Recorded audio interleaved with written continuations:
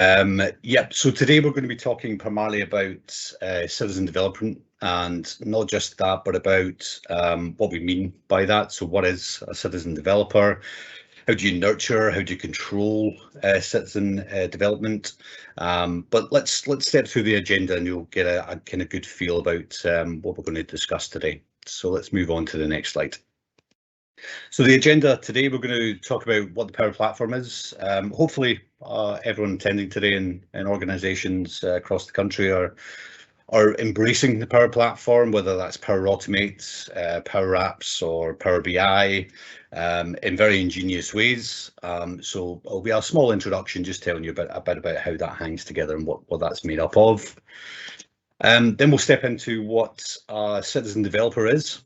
It's very much a buzzword at the moment, but I'll define it in a second, but it's very much a persona in an organisation, which tends to have a general kind of gravitas of roles within an organisation.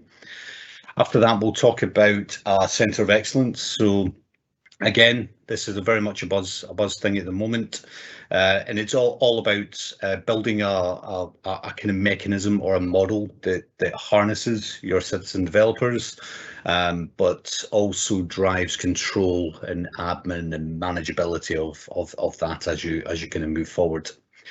We'll also talk about some of the ways that you can easily get a centre of excellence integrated into your environment. So lots of kind of good information there.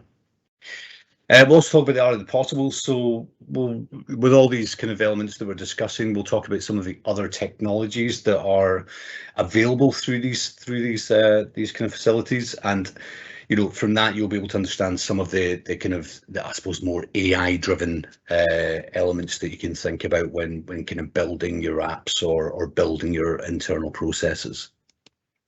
And then we'll switch focus at the end, and we'll talk a little bit about the dawn of desktop RPA. So desktop RPA has been a big thing. UiPath, Blue Prism, lots of really big players in that field. And I'm going to talk primarily around Power Automate Desktop and how accessible and functional it's become over the kind of the last 12 months. So let's step through into what is the Power Platform. So Power Platform is a combination of Power Apps, which are model driven or Canvas applications, portal applications as well, that you can build within your organizations that taps into data sources within your environment, so within M365 and externally with the use of kind of premium connectors. They're making Power Apps, so in fact they're making the Power Platform in general a lot more accessible, with introduction of a lot of free functionality.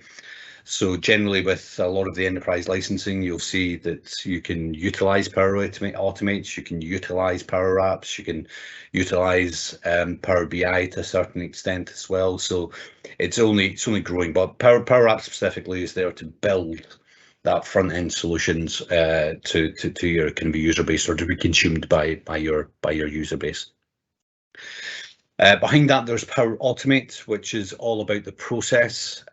So things like ingesting data, or carrying out kind of creating a team, or doing all this other kind of fancy stuff. Anything that lives within your M365 tenant, you can control via Power Automate. And Power Automate is just expanding, getting better. It's got so many premium connectors that you can utilize. So lots of really good stuff around Power Automate, which is brilliant. And then Power BI for your data, your analytics, your analysis of the data, building data models, reports, live dashboards. This allows you to connect to your data, present your data, transform your data, and kind of build data sets and various kind of other elements that allow you to kind of analyze and kind of assess and kind of take action on your data. So lots of really exciting stuff, and organizations are probably introducing Power BI well before they're on their Power Apps journey, which is good to see. Direct integration, as I mentioned, all of the Power Platform directly integrates with M365, so SharePoint data sources, OneDrive data, Teams, they're all connectable to and can pull and consume and kind of present data within them. So it's one of the great kind of elements of the Power Platform in general that a lot of organizations are driving great benefit from. Premium connectors, as I mentioned earlier, there are everything within your M365 tenant is consumable via standard connectors, and there are some standard connectors that connect to external data sources, but then there are premium connectors that carry out premium functions. So things like a HTTP post or GET from an external URL or from an internal URL, from wherever you need it to be. A lot of the advanced functionality in there, like PDFs, Adobe, SQL data, that kind of stuff. So some really in Azure, some certain elements of Azure. So lots of really good stuff there. And then the intelligence that's backing all this up. So I mean, you can probably gather that Power Apps and Power Automate especially, and Power BI, them all, they're all extremely intelligent with what you can do with them, what you can connect, what you can construct. And there's also templates there to assist you along the way as well, which is fantastic to see. But what this also brings to the table is a lot of the AI technology, machine learning technology that's really powering through the Microsoft kind of architecture teams.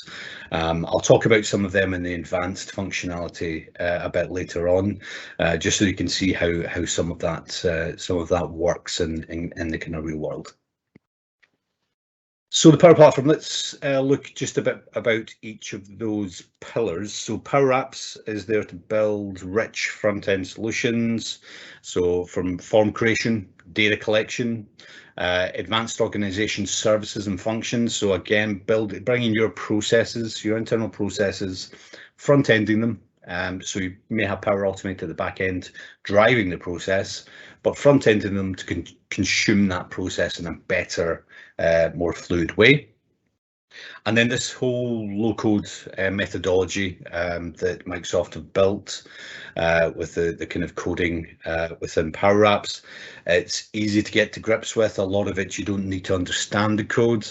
You know, for some of the more advanced functionality, and having a little bit of an understanding of the Power FX is definitely advantageous. But if you built formula in Excel, it can be so easy to get to grips with. And there's databases upon databases of data and processes and examples that you can pull from, and lots of YouTube series, video series that you can, you know, watch to get up to grips with how people are doing things, how variables work, how collections work, all that kind of really, really good stuff. Power Automate, which is driving the business processes, so they can be automated, scheduled, or manually fired to perform the operations. As I say, they can connect to all of your data, all of your services, your applications within M365. So bringing in data from a Power Apps list or a Dataverse database, and then consuming that data and taking actions on that data depending on whether that data has changed. So lots of really good stuff that you can do not just from the standard kind of surface processes, but really deep kind of business processes that may be carried out by line of business apps at this moment in time. And then the intelligence built in to provide vital functions. So again, that's playing largely into the intelligence elements, which are the machine learning and kind of AI elements, which I'll talk about when we talk about AI Builder a bit later. And then Power BI to increase visibility and drive data analysis. So connecting to your data, building deep reporting, building data models that incorporate data within M365, but also data from on-premise locations. You know, it's all about the data. It's all about getting your data in, analyzing that data, visualizing that data, and creating kind of dashboard and workspaces that you can share, that people can consume and see how that data is sitting in. And it really drives business kind of not just education, but business development, because you're going to learn from the data, you know, that model itself, and you're going to start building processes and procedures around that, which are going to just aid you, you know, over the course of your kind of your first kind of few months within the Power BI world or the Power Platform world. So let's talk a little bit about citizen developers. So what is a citizen developer? Why is it so important? Why is this model being adopted by a lot of organizations? So let's start by just talking about what the citizen developer is. Now, what I've done is taken the kind of the Gartner summary of the kind of citizen developer. So what is a citizen developer? And it basically says a citizen developer is an employee who creates application capabilities for consumption by themselves or others using tools that are not actively forbidden by IT or business units. A citizen developer is a persona, not a title or targeted role, that report to a business unit or function other than IT. So what that's telling us is a citizen developer could be anyone within your organization. You know, it's not someone that has the technical know-how from an IT perspective to build these applications, but has an understanding maybe of the business process that they need to replicate or introduce that makes things, makes the organization just work better. Having a basic understanding, basic technology background is definitely something that's handy, but Power Apps especially and Power Automate, they've all been built in a way that can be consumed and accessed and used by anyone, which is one of the great things about it, because there's not many platforms out there that do that. So let's go a bit deeper into that. So citizen developers are a persona within the organization. So it's not, as it defined there in the Gartner summary, it's not a role within the organization. So it's not going to be your business analysts that are definitely going to be a citizen developer. It's not your architects that are definitely going to be a citizen developer. It's a role that fits depending on kind of what you need to kind of do, or what you need to have a keen interest in the Power Platform. You need to have the ability to kind of problem solve these solutions to business processes that are maybe a bit archaic. So anyone that's got that technology interest is someone that could be a citizen developer. And it just kind of sums it up there. I mean, technologists with an understanding of the business make great citizen developers. And they are definitely talent to be nurtured. So a lot of folk will have the understanding, they'll have the know-how of the organization, they'll have the understanding of the technology and how to kind of remedy that. But without nurturing those talents, it can become very kind of, I suppose, it's all about, you know, feeling that you can do this, but then not really having the ability to do it because of the organization controls. But yeah, I mean, we'll talk a bit more about the controls in a second, because they are still very much important. So citizen developers can build apps, processes, and deep data analytics to solve business challenges, and they can be vital in the modernization of the organization. And also the advancement of the organization, because you're building these applications for your own internal processes, but then that application is yours. It's a bespoke application that you've built, and that could be serviced to, you know, other departments within the organization. You know, if they have similar processes that fit that model or that application or Power Platform model. And then subsequently you could even go out and sell your applications to the wider audience, either via the marketplace or via direct sales. So depending on how big or how functional and how much of a big business challenge it's resolving, depends on a kind of how attractive that application is, not just internally but externally as well. And then citizen development. So there's all this great stuff that citizen developers can do, or we want them to do. But citizen developers require controls around the app development and enablement across the business. So, you know, controlling the ability to do certain things, having a great environment strategy in place, you know, all of this kind of good stuff that comes out of, you know, planning for citizen development within your organization. is really important, so that you're giving access to these tools to your organization, but you're not not controlling it. And we'll talk about that in a second. But I kind of like to use a term that that kind of sums it up perfectly. We also need to, or we're also required to kind of nurture but manage as they embrace the tools that are available. And that's really important because nurturing the talent, feeding ideas into that area of the organisation is only going to benefit the business as you move forward. And we've seen that with so many customers that we've been working with, where we've introduced maybe a centre of excellence, or we've talked about the Power Platform, maybe help them get up to speed and build apps, building a citizen development program within the organization. All of these things really benefit you as a business, and they really do help you to embrace it, to use it, and to really gain from it. So it's good. So yeah, this is the little term I like to kind of use. It's freedom over controlled freedom, because we're giving our organization or our citizen developers the freedom to create, to have that ideas.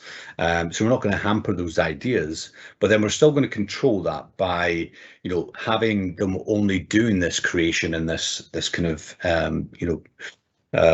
building within an environment that's tightly controlled, before then review processes kick in and all that kind of stuff to get this application through the life cycle. So let's step into that a bit more in detail. So it's important to factor in how we control the Power Platform or our citizen developers. So with so much ability across M365 in the Power Platform, it is so important to control how citizen developers can create and build. So that, as I mentioned, environment strategy is really important here, and that's something that's very big within the Centre of Excellence model. But I'll also touch on the fact that a Centre of Excellence model doesn't fit every organisation, because it takes up resource, it takes up function, building the function or building the model into your organisation can be challenging, especially if you have already pre-existing change controls in place, etc. So don't think that Centre of Excellence is the only way to control this. It's definitely not. These things can be looked at outside of the kind of Centre of Excellence model, but we'll definitely talk about the Centre of Excellence model because it's such a great thing. But then it's all about how we manage our citizen developers. So citizen developers are key to moving your business forward at pace, but there still needs to be room to manage their focus. And a lot of that comes from a lot of the applications that exist within, say the Microsoft Power Platform or Centre of Excellence Starter Kit. There's lots of tools in there that drive ideas, drive kind of innovation, but then there's also this function that you need to manage those ideas to focus on the ideas that matter, or the ideas that's going to drive the most benefit to the business. And that's something that the Centre of Excellence model really hits home with, or really hits on point with. It's a fantastic thing.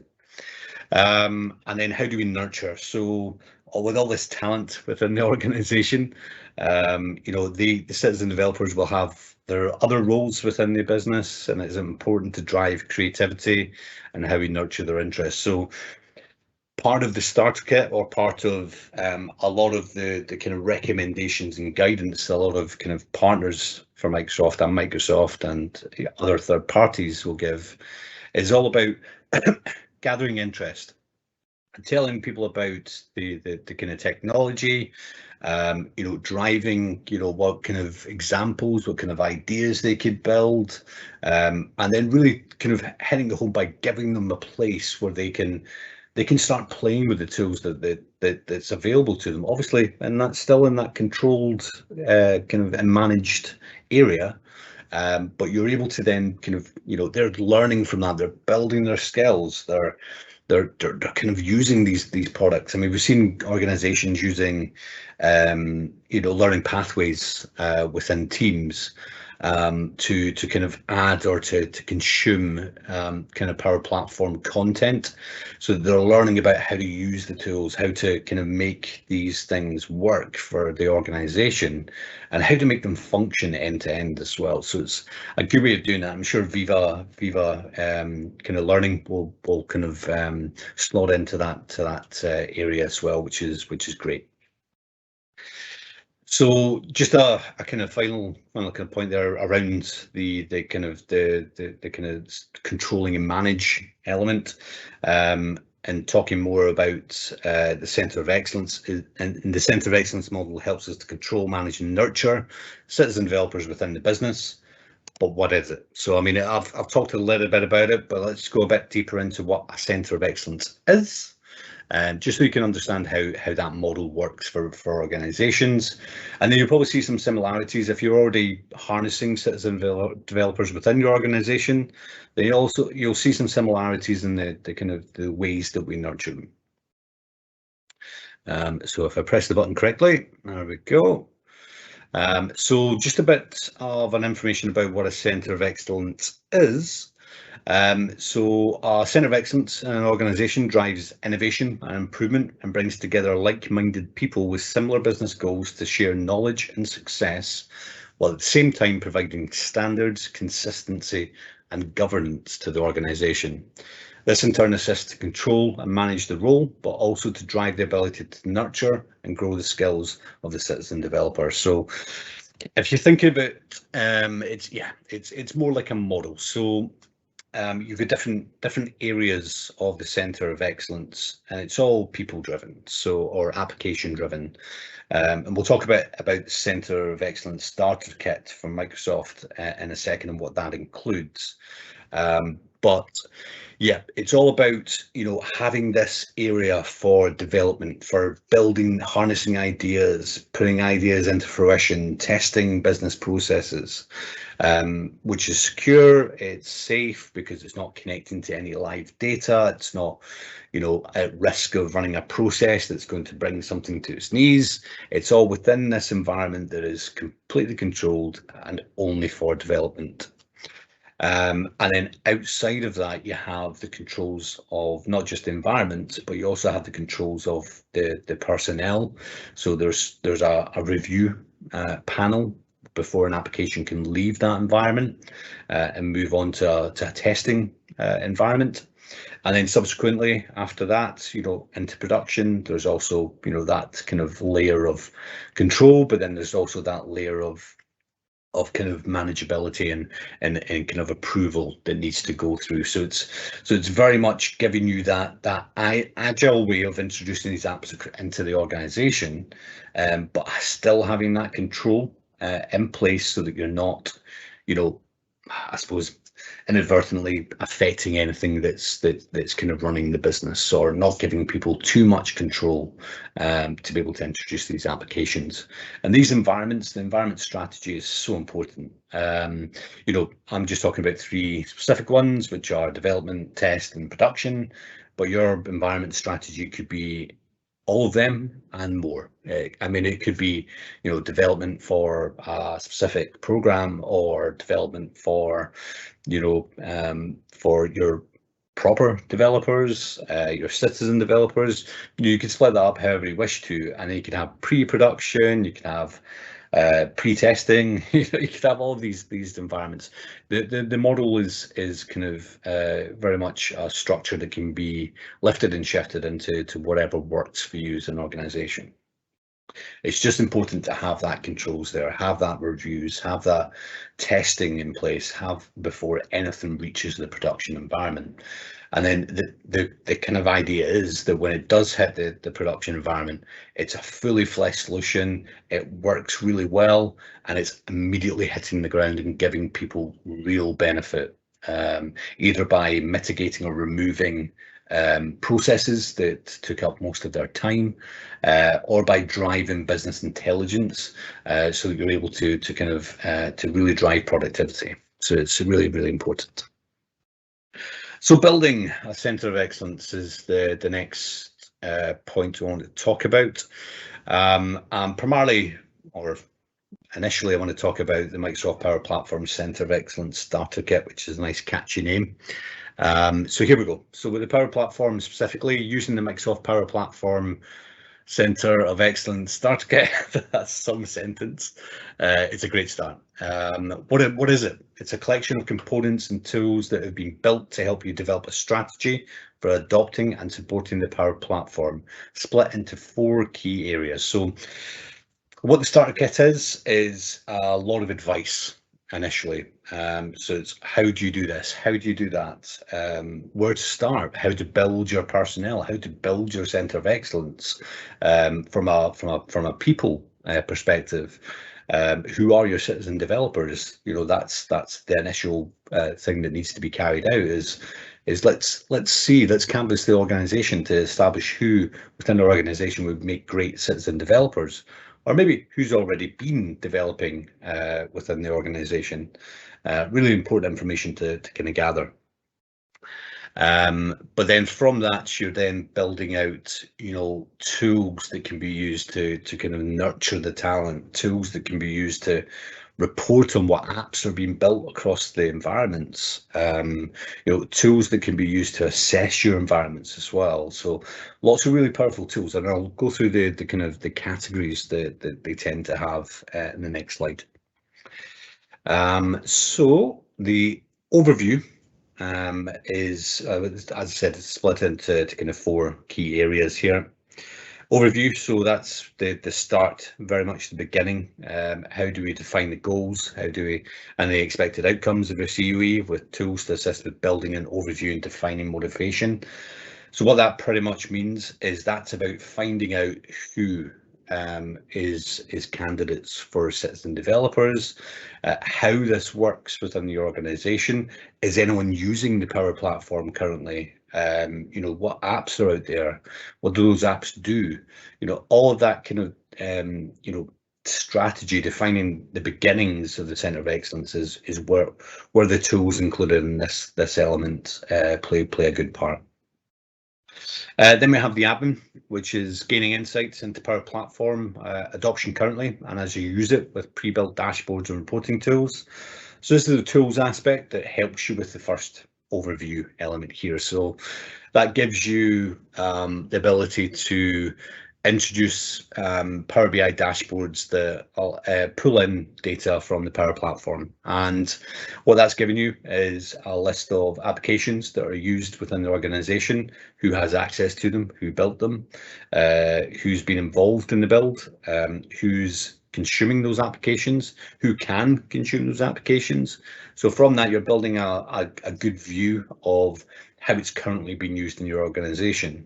So you can then planning for, okay, well, let's kind of try and drive that forward, or maybe we need to reel it back a bit if there's, you know, too much sprawl there with your applications and not much control.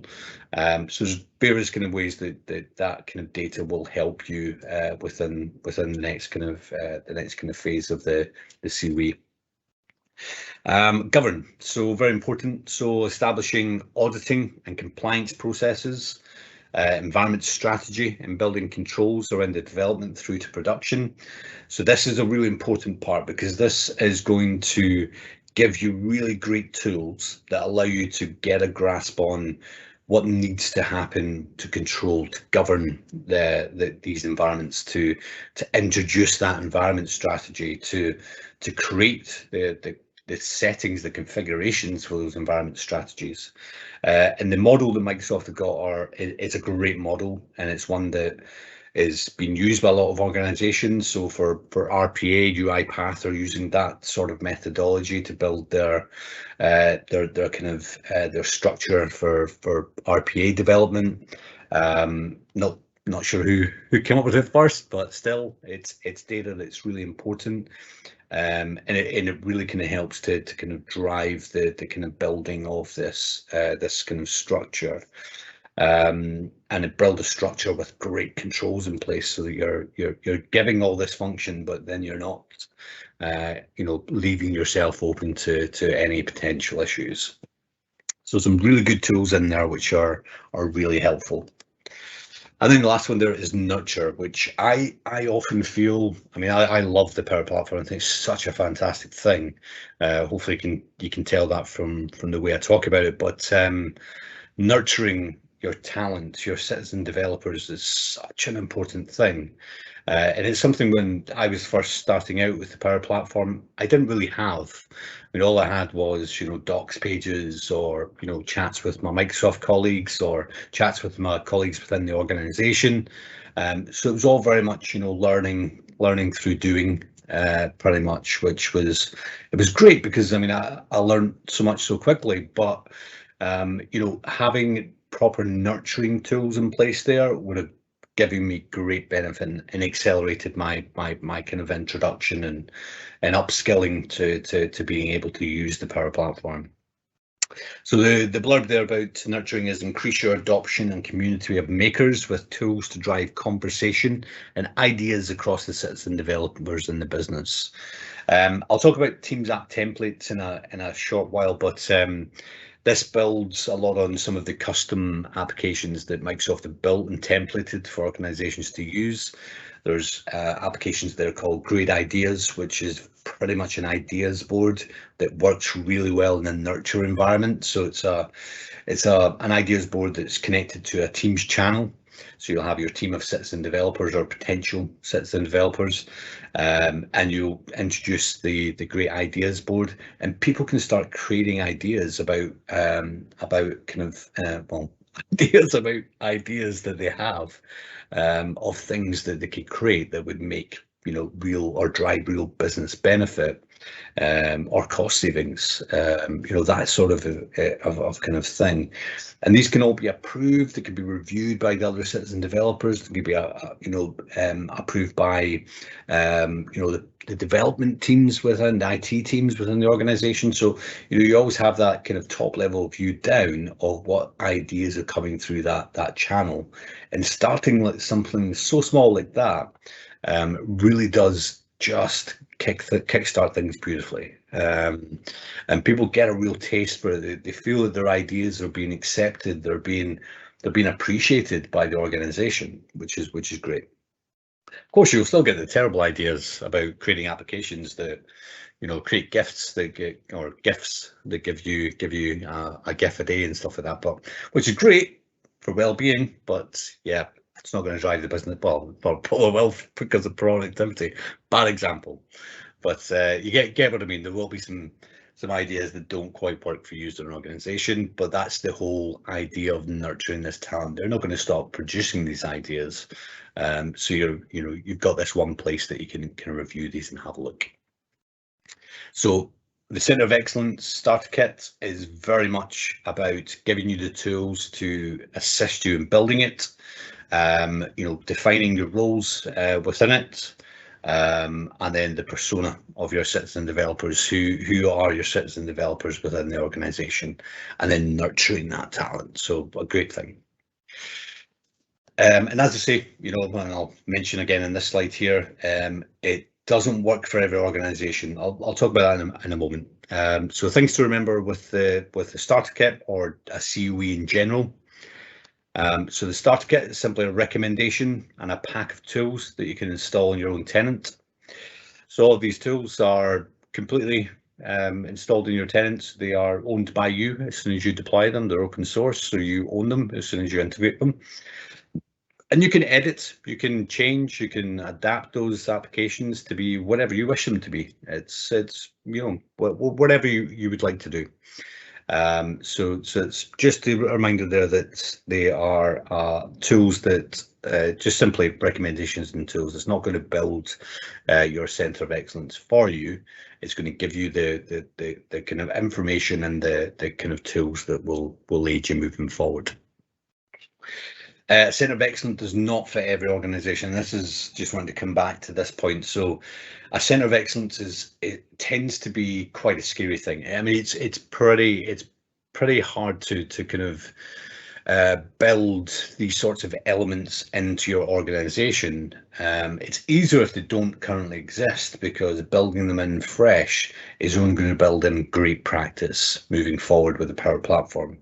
But if you've already got a development team, you've already got methodologies in place, then a centre of excellence may just come in. It might muddy the water, might make things a bit more confusing. So, you know, it's not for everybody. It's some of the elements, the tools, the starter kit specifically, though, or especially, is great to kind of embellish or to add to kind of some of the kind of processes that you already have. But the methodology is the important thing here. The environment strategy, the controls that you have around that, the administration around that, and the nurturing of the talent, or the elements of the centre of excellence, I feel is the most important to kind of integrate into your organisation. So yeah, that's kind of what I would say about that. Some tools can be recreated with no Azure consumption. So some of the tools within the starter kit do require Azure consumption. Some of them can be expensive depending on how you're using them, or how you're presenting them to the organization and how they're being consumed within that Azure organization. So if they're being consumed by hundreds and hundreds of people, then that may be problematic and it may be quite costly. If you've got a small team of citizen developers within the organization, or potential citizen developers, then it becomes a bit more cost effective, because these services are only being accessed by the people who need to access them. But these tools can be recreated, re-architected to be less Azure heavy. There may be a reason why Microsoft created these tools to have Azure consumption. Well, it could be the case, but there are ways that you can create and build these solutions that don't require that kind of consumption there. So, all you're doing is consuming the licenses that you already have. So definitely ways around it, which is great. Sometimes building the governance and administration around your own models is better. I covered that, what I said previously there, really important to note. And the important thing is that we control, manage and nurture our citizen developers. And I think I've probably made that clear throughout the entirety of the session so far. So let's talk about the art of the possible. We'll go through these rather briefly, just to give you a bit of information of what other technologies are available. So citizen developers within organizations are already making a mark across business change. Let's look at some, not all, of the extended technology they are using. So AI Builder, fantastic. Bringing machine learning, cognitive services and AI to your applications, to your Power Automate, to everything within the Power Platform. So what this is generally is a list of template or pre-built models that you can use and refine. I'll show you the screenshot here so you can see. I don't know if you can see the screen clearly, but we'll share the slides after the presentation. But there's things like category classification, entity extraction, form processing, object detection, and that kind of prediction, and various kind of other elements that are built into the cognitive services model. And what this helps you to do is to implement this model. So for form processing, for example, and what you're doing there is you're building this model, or using this templated model and then adapting it to assess forms, PDF documents, forms, information that you receive. It will recognize data on that. It will pull that data, extract it, and it will put it into maybe a database or into a CRM system or something like that. I mean, this is me just talking in the basic terms. And then that gives you, that immediately removes a very manual process that you currently have within your organization at the moment. So the cost of using the AI Builder well outweighs the benefit that you receive through to the end. So that's the AI Builder. So much more I could talk about with that, and I'm sure we'll do it in further webinars. But that's it in a nutshell, pretty much. Solutions. So solutions are, with a well-constructed environment strategy, moving applications across the application lifecycle is made simple with solutions. A pre-configured collection of apps and components defined as a solution can be moved together. So if anyone's built any Power Apps or any Power Automate, then you'll have seen solutions down the left-hand side. And what that allows you to do is to build a Power App that has 10 Power Automate flows and maybe a Power BI dashboard, and it pulls them all together into a solution. So that solution can be moved to a different environment, exported, imported, or shifted. So helps with your kind of app lifecycle, all the way through to kind of production. So, kind of getting these tools in the one place is going to benefit you by making it easier to kind of progress through the center of excellence or through your delivery model or lifecycle model. So it's a great thing.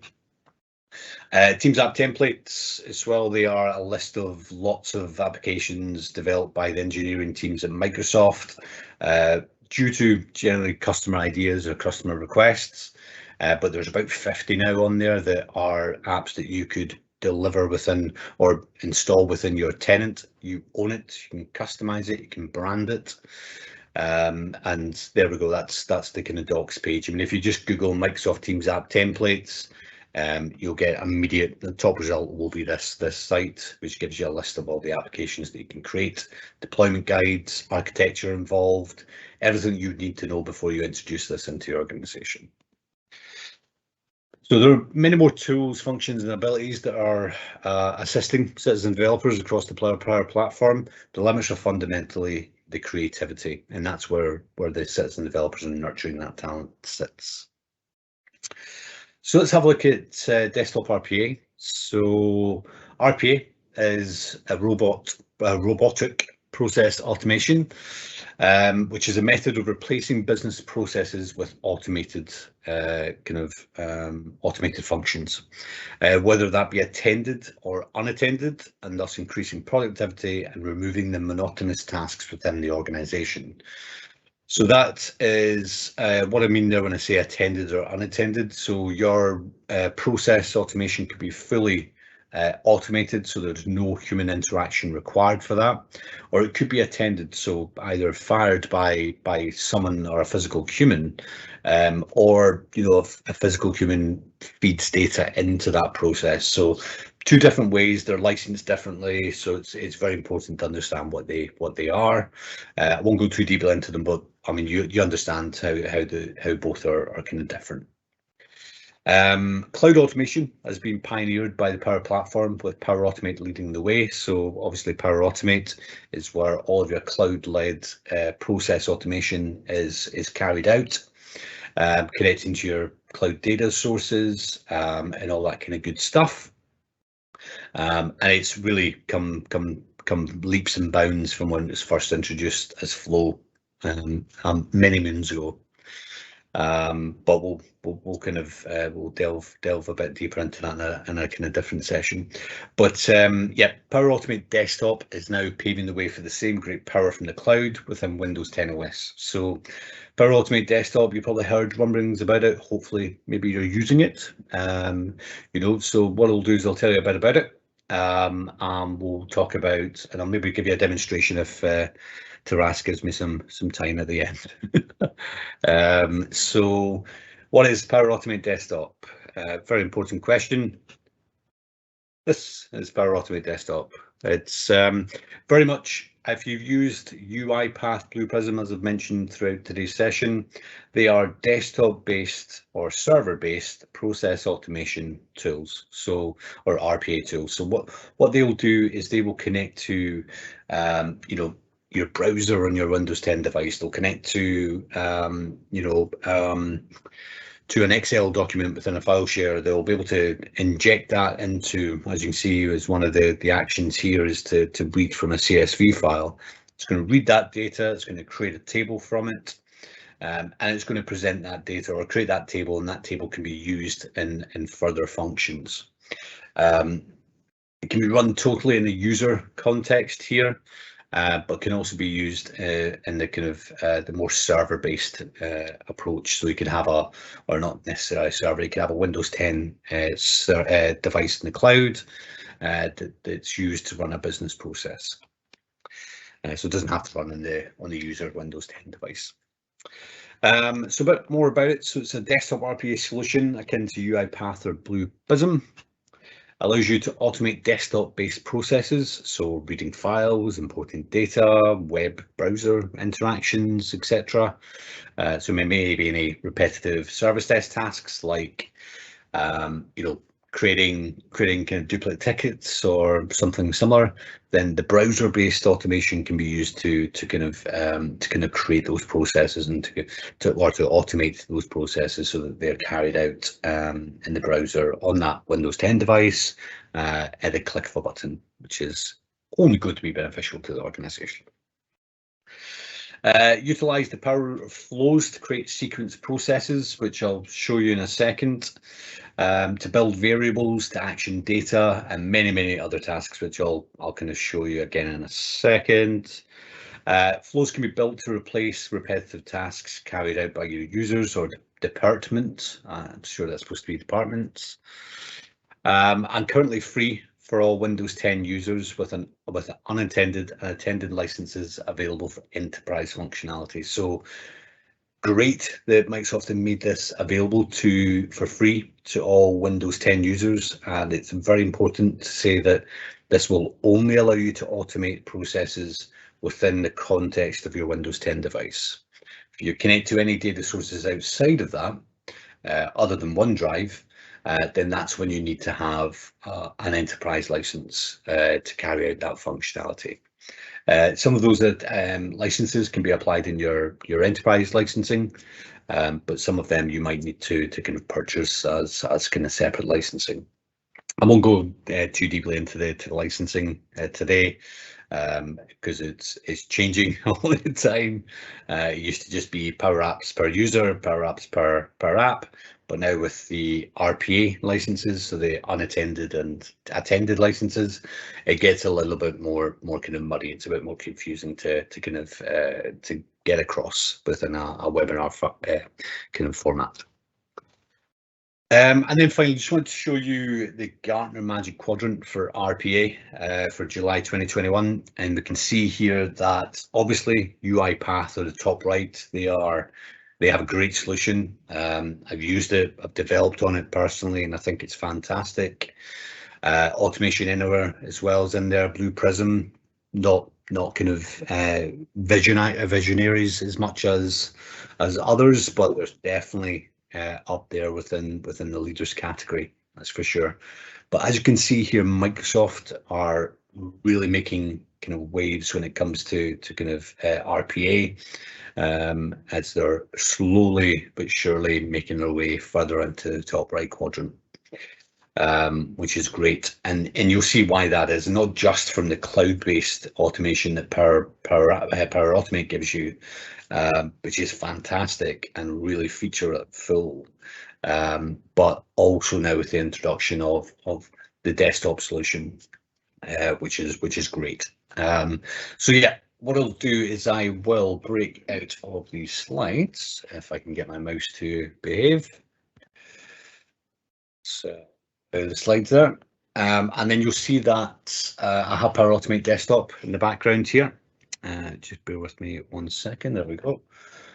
And you'll see that this is the kind of standard screen when you open Power Automate Desktop. It's going to ask you to create a new flow. I've created a demo one there, but we'll create a new flow as well, just so you can see the options that we have. I just want to show you a quick demonstration as we can go through. So there's this screen which will list any flows that you've created personally, and any that have been shared with you as well. Got your standard settings up there where you can configure your options, but if we click on new flow, then that gives us a pop-up which asks us to give it a flow name. So we'll call this webinar 1. Oh, no, webinar 4, because we're on number 4.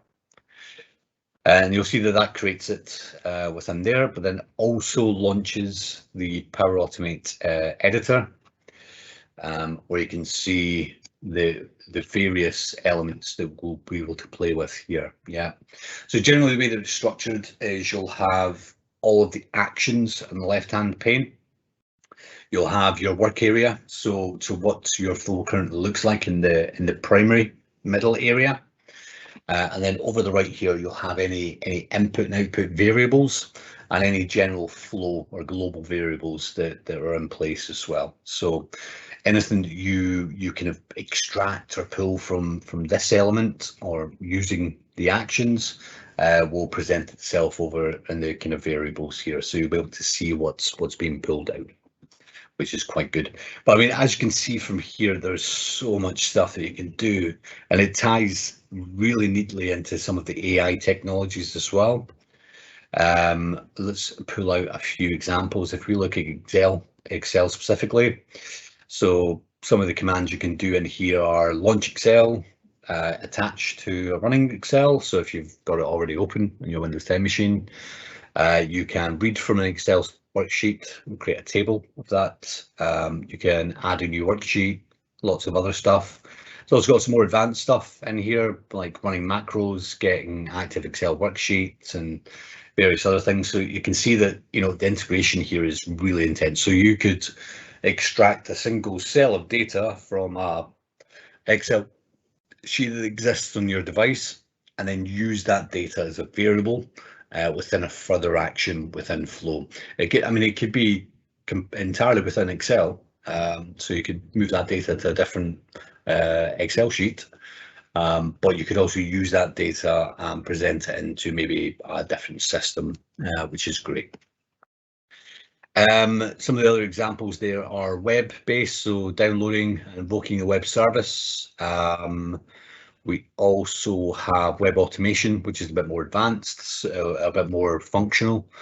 So you've got web form filling, so you can launch IE, Firefox, Chrome, Edge, create new tabs, pull information from that, carry out clicks in there. So you could carry out a full session within a web browser as you build out a flow. Which is fantastic to see. And one of the great things that you can do with this, which gets me excited all the time, is the web recorder. So you could pretty much, in fact, and the desktop recorder, I'll give them both a bit of love. But yeah, web recorder allows you to start the web recorder. You can go carry out some actions on a browser window, you know, Firefox or Chrome or Edge, and you'll be able to kind of record what you're doing. And then what that'll do is that'll build a flow for you. That'll create a flow with the actions that you've carried out ever since you started that web recorder, which is excellent because it doesn't require you to go in there and create the actions from scratch. You can just record exactly what's happening on that browser session. Same thing can be said about desktop recorder, but that's all in the Windows 10 context. So you could start that off. You could open an Excel file. You could take some data from the Excel file and copy it into a different Excel file. Whatever you're doing on that desktop will be recorded, and it will create actions based on that and a flow based on that, which is great. Great place to start if you want to see how it works. And then subflows, you can create the main flow, which is your overarching do this, do this, do this. But then you have subflows that then kick out of the main one. So depending if, you know, it's yes or no to a Boolean value, or, you know, if an if statement's in there or something similar, then, you know, you could have different subflows kicking off depending on what they are. If your flow is going to be rather complex, then having subflows in there is so important because it really allows you to kind of build that out and build it out in a really intuitive way. You also have a way of building in debugging, so you know, try catches are in here for you to kind of utilize. If you're familiar with any sort of development, you'll understand what try catches are, and what that does is that tries a certain action and it will catch any error, any action, any kind of you know, what's happened activity. It's going to catch the activity or error messages that come out of that. You can even have simple flows that allow you, or simple Power Automate flows that allow you to present data to the screen. So you can put a message box on the screen for your user or whoever's clicking the button to interact with that, and that information can be saved to a variable, and then whatever they've selected can then be used in the flow to then drive what it does next. So it's, yeah, really intuitive. So let's close that down. Let me just quickly open this. I know Taras will kill me because I've only got 4 minutes left, but let's do it.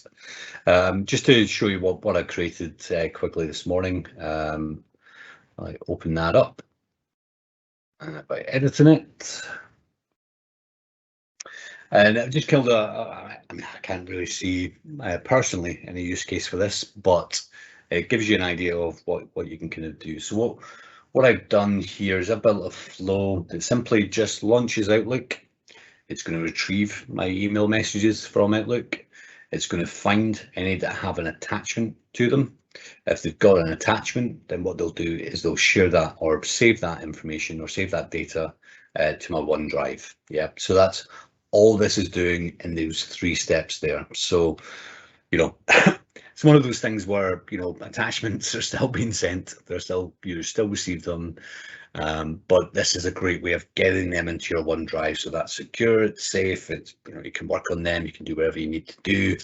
But this will do that for me just by clicking on run.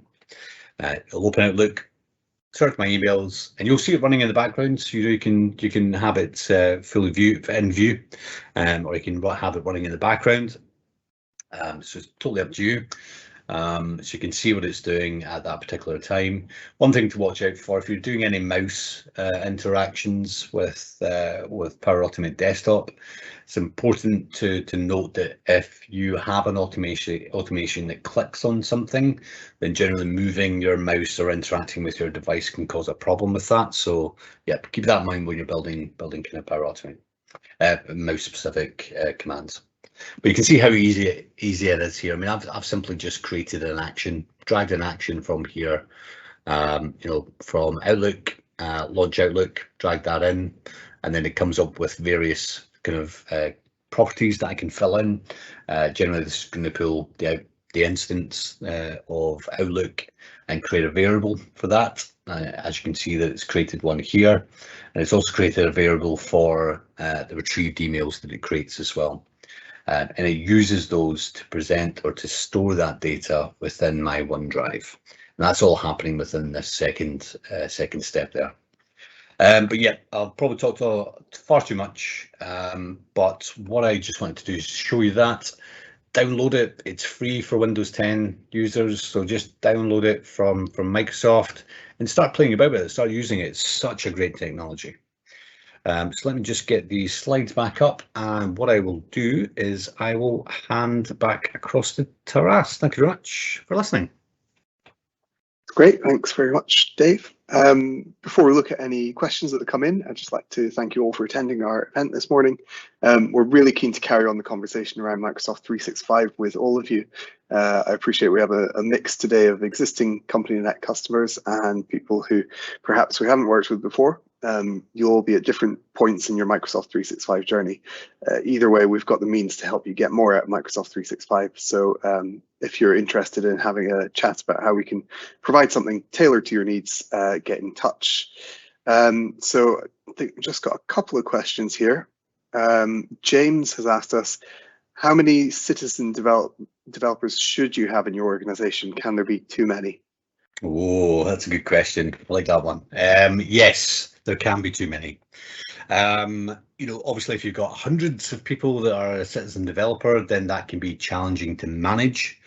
I mean, the overarching thing is here is we need to manage this facility. Yeah. So having too many people in there can sometimes get a bit arduous to control and to manage that, because all of these apps are getting built and all of these apps are requesting to move out of the development phase and into testing. So they all need to be approved. They all need to be assessed.